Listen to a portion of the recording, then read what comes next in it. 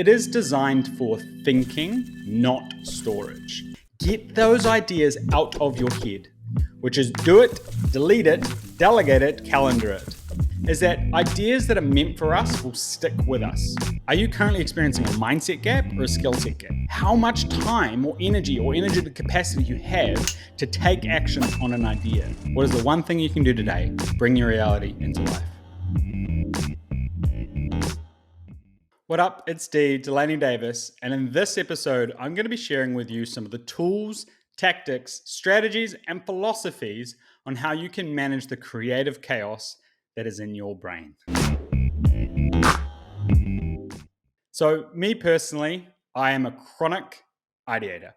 I love and get so much joy and energy from thinking and problem solving and coming up with a million ideas for so many things, from life to business to fixing humanity, whatever resonates with yourself on all your beautiful ideas. And it can feel overwhelming.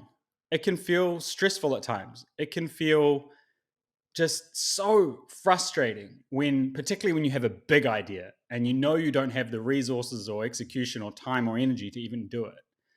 So firstly, I want to share with you some of the things I've learned through psychology to really free yourselves from some of these grips. I'm going to take you through some of the philosophies that I have around ideation and execution, some strategies you can apply and try on. Some will be for you, some not. Try them on like you're shopping, you know the drill. And then a few troubleshooting things that I love, and of course, some book recommendations because it's me and I can't help it. So, starting with really understanding the psychology behind ideas and the overwhelm and the stress that comes with them. So, I studied psychology at university, and one of the very fundamental things I learned about the human brain, it is designed for thinking, not storage. Yes, you have your memories, but when you really think about your memory, it's pretty limited. It's usually just an image of a past event and an emotion. See, our brains are more designed for the here and now, for the action taking right instantly. So when we have an idea, our brain thinks if we don't do it, we're going to die. Because our primary systems are I need water, get water, or I die. I need food, get food, or I die. So it's super important to remember that when you have lots of overwhelm, lots of stress, it's because you simply have too many things in your head. And what we do, super simple, is brain dump. Journal, bullet point journal, whatever works for you, get those ideas out of your head. Now, I do this practice every single Sunday. And I sit down, I set a timer for 10 minutes, and I just write as many things as possible that's on my mind. Future ideas, random ideas, life, business, brainy, anything, whatever's on my brain, I brain dump it. Even a recipe I might have just heard about or something. I get every single idea that I possibly can out of my head. Just doing this exercise alone, you can pause this podcast here, you're done, you've got your exercise that's going to change your life and manage your overwhelm, manage the creative chaos, is brain dump. Get those things out of your head. This is super important. Now, I'm going to be moving now into some more of the execution elements of this. So say you've just brain dumped. Then what I like to do is I call the DDC, which is do it, delete it, delegate it, or calendar it. Elizabeth Gilbert wrote a beautiful book called Big Magic. And this is actually where one of my philosophies came from, is that ideas that are meant for us will stick with us. So after I've brain dumped, I don't then choose or circle or select the idea that I want to do. I select and circle, do a big circle around it, a repeated idea. See, ideas that come through us repetitively are meant for us. And those are what we should do. So I circle all the ideas that have come back. Then what I do is I delete the rest. Maybe they'll come back, maybe they won't, but I delete the rest, and I'm usually left with about 3 to 5 things that I could potentially do for that next following week. Now, some might be big, some might be small, but I get to what to do to that shortly. Do it, circle, delete, delegate. Now, if you have a team or a partner that you can communicate with clearly and brief them on one of your ideas, this is your first protocol, is delegate. And if you don't have an integrator or someone to do this with, I highly recommend this is a great thing to do if you're creative or visionary, as this would be one of the first hires you should make, is that right-hand person, that partner in crime that you can delegate your crazy ideas to and they can execute and love execution. If you don't have that, then you need the C, which is calendar. Making sure that you put this idea into reality, into your calendar, into a time in your day that you're your most creative self. For me, that's my morning. You cannot book a call with me before 11 a.m. because I am manically creating and executing all my amazing ideas that I have. This is super important. This practice here is making sure you're going from idea, brain dump into reality, whether that be with another person or on your calendar. This thing kind of stems in beautifully to one of my core principles of success and core principles of being a human being is self-actualization. And what that really is just being the best version of yourself and knowing yourself inside and out. So, of course, there's our most shared profiling tools like Gallup Strengths. I highly recommend you do so you know your top 10 strengths. Colby, which is a great one to understand how you work. And on the more esoterical side or spiritual side, there's, of course, Human Design, which I also love and highly recommend you fully analyzing and diving into to know yourself. Some things I can really share and dive in here on the podcast, though, are some simple distinctions around your time horizon for your creative ideas and Big Frog, Little Frog. I'll start with Big Frog, Little Frog because that's super easy. So, are you a big frog eater or a little frog eater? Now, there's a whole book around this called, Eat the Frog, but I'll save you, $17 on Amazon and 3 hours of your life or however long it takes you to read a book and share it with you now. So, are you a big frog eater or a little frog eater? So what this is should you start your day by tackling the big, scary, giant task, and that fulfills you to then have the momentum to keep going on your execution? Or are you a little frog eater where you should start with something that takes like a minute, that's super small, super easy, and that you then ride the momentum? Now, this is such a simple distinction of are you a big starter and then you ride the momentum, or are you a little starter and you get the momentum that way? Ask yourself that question now and just pause. Like, do I like tackling the big tasks and riding the momentum, or do I rather start small and incrementally go up? The other one is knowing your creative execution threshold. Now, this is, in a sense, from a levels of consciousness perspective, your willful energy. How much time or energetic capacity you have to take action on an idea. See, there's the sprinter and then there's the more consistent type. And then under the sprinting element, you could perhaps be a day sprinter or a week sprinter. I'm a day sprinter. If I cannot execute an idea in a day, then I'm probably not going to finish it. And this is me knowing my strengths, knowing how I work, knowing this distinction of am I a sprinter or am I consistent? Some people it's a week. Some people it's 3 days. What is your execution window where you can actually turn an idea and bring it to reality? Now, this is super important when I share with you another distinction around chunking. Or are you more a consistent person where you can set a time every day, an hour every day, 2 hours every day, whatever it is, your deep work sessions, and chip away at your ideas steadily over time?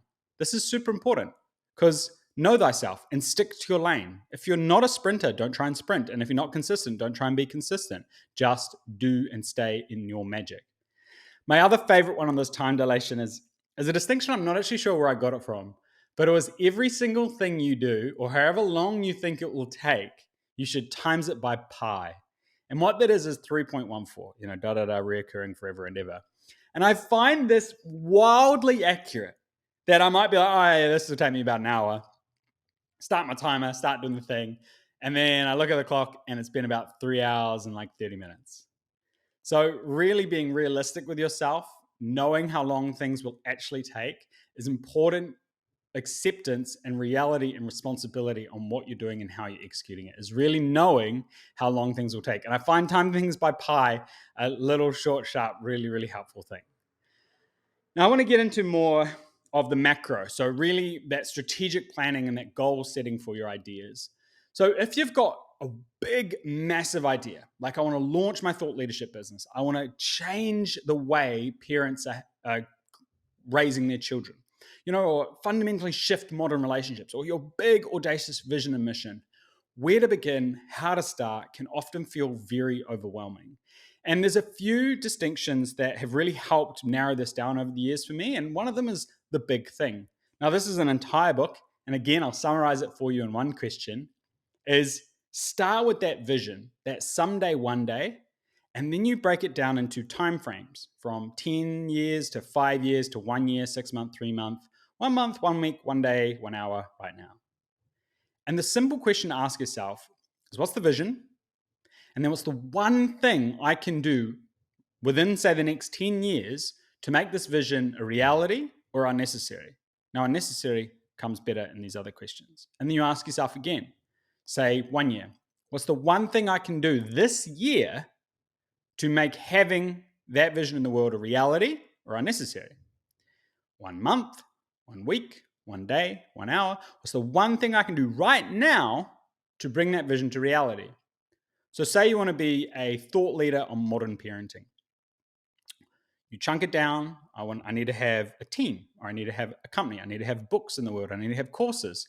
Okay, I need to have websites. I need to have lead funnels. I need to have all of the marketing done for me. I need a sales team. I need an ops team. And then you chunk down. What's the one thing I can do right now? Share my philosophies online. Write a post. Ask someone if they need help. Join a program, whatever it might be. What is the one thing you can do today to bring your reality into life? And one of my favorite one-liners that actually got in a Temazcal in Mexico, which is a Mexican hot sauna, I got this big download on this idea, this concept, was essentially if you have an idea and you can do it, do it. The core one is that middle bit, and you can do it, meaning you have the resources, the skill sets, and the time and the knowledge right here, right now. Every other idea is a distraction for your future self. So say, for example, you have this grand vision, like we just did on the one big thing. And rather than like, oh, I need to hire 10 people, it's like, oh, I should write a post. Now that's something you have an idea on and you can do right now and you do it. If you apply this philosophy on your creative ideas, I guarantee you will fly and you will soar. You won't feel overwhelmed. You'll have so much clarity, so much momentum. If you practice one of my favorite philosophies there, if you have an idea and you can do it, do it. Another good one is counting yourself down. So if you're procrastinating on something and you're like, oh, should I, shouldn't I? I don't know if I should write that blog post. Literally just start counting down. Like 5, 4, 3, 2, 1, start. And you'll be amazed at how sometimes you can get yourself out of a good rut with that one. Finally, I want to break down some of the core mindset things that are maybe blocking you and then also navigating or troubleshooting some of the big things. If you are stuck on an idea, one distinction is the one big thing. That's a good one. The other one is really asking yourself, is it a mindset gap or a skill set gap? If you say, I need more clients in my business, I need more leads, I need more sales, are you currently experiencing a mindset gap or a skill set gap? If you know exactly how to build a lead gen, you know how to automate it, you know how to have the funnel flows, you know how to do the sales conversations, you've got all of that stuff systematized and automated and it's all working beautifully, then it might be a mindset gap where you're not taking action, where you're fearful of your own success. That's where you've got to do the work. If you've got a concrete mindset, your vision is alive in you, you've got the energy, you've got the inspiration, you're ready to charge, but you're stuck, you might have a skill set gap. And I might be like, oh, I need to learn the fundamentals of marketing and sales. Oh, I need to learn the skill sets on how to build those things and automate them and optimize them and make them irresistible to my dream clients. That's a skill set gap. So really ask yourself on your brain dump, on the ones you've circled, what do I need? Do I need the mindset to execute this or do I need skill sets to execute this? And the answer is usually both. The other one to break down is sometimes we can get really hung up on the goal and the task and think that's what I have to do. What I implore you to go one step back is I actually learned this distinction from Ray Dalio is what are the problems to achieving that goal? So say, for example, it's launching my blog and you've done the mindset skill set and you realize, okay, it's lots of skill sets. Okay, what are the problems or skill sets I need to learn? Okay, I need to learn. The problem is uploading. Okay, the problem is doing it efficiently. Okay, the problem is editing. Okay, the problem is ensuring people read it. Framing those ideas and the goal you want to achieve into its broken down problems, and those are your to-do lists. Those are the things you get to tackle in order to flourish and fly in executing those ideas. The other one that I love is called chunking. And this is if your idea is really esoterical, it's really big, it's a big why, it's big and juicy, but you're not quite sure how to bring it into life. And it's simply asking two questions. One question to go up and one question to go down. For example, let's use the concept of a car. And if we were to chunk up, we would say, what is a car really about? And you could say, oh, it's about transport. It's about moving from A to B. It's about connecting with your loved ones. It's about going to work. Okay, great.